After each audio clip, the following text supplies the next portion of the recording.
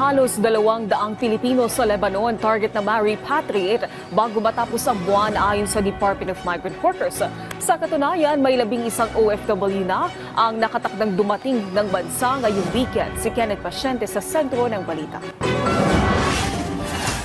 Puspusan na ang pagtutok ng Department of Migrant Workers at iba pang kinaukulang ahensya ng pamahalaan sa lagay ng mga overseas Filipino worker na apektado ng kaguluhan sa Lebanon. Ayon kay DMW Secretary Hans Leo Kakdak, kabilang daw sa naging direktiba ni Pangulong Ferdinand R. Marcos Jr. ay ang paggamit sa lahat ng government resources at assets para ligtas na maiuwi ang mga OFW. More than anything, it's the President concern for our OFWs. The President has always been concerned for the welfare and security safety of our OFWs, and so he deemed it a proper time to convene all of us and find ways to heighten or strengthen our approach in terms of securing the safety and security of our OFWs. Sa datos ng ahensya, nasa 11 OFW ang nakatakdang dumating sa bansa ngayong weekend.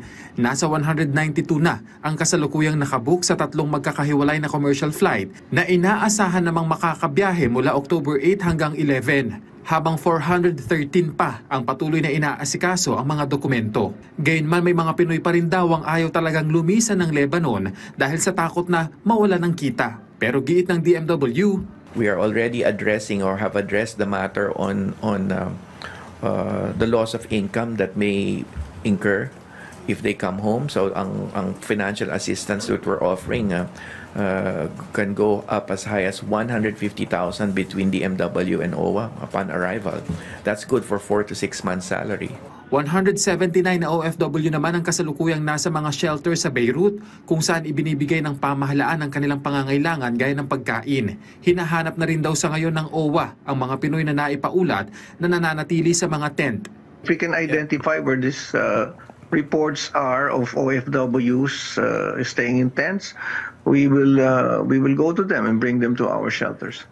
Sa ngayon, naghihintay pa ng abiso ang DMW mula sa DFA kung maitataas pa sa level 4 ang alert level sa Lebanon. At sakali mang mangyari ito, ay handa silang maipatupad ang mandatory repatriation. We stand ready. In fact, that is might have been answered already. Your question might have been answered by the President's directives yesterday.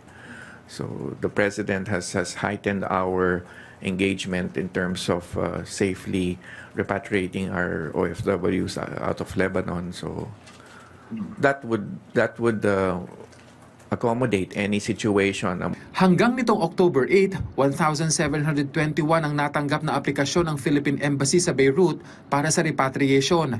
511 sa mga ito ang na-repatriate na. Kamakailan ang magpaulan ng nasa 30 air raids ang mga Israeli warplanes sa timog na bahagi ng Beirut. Wala namang naitalang nasaktan o nasawing Pilipino sa mga pag-ataking ito ng Israel.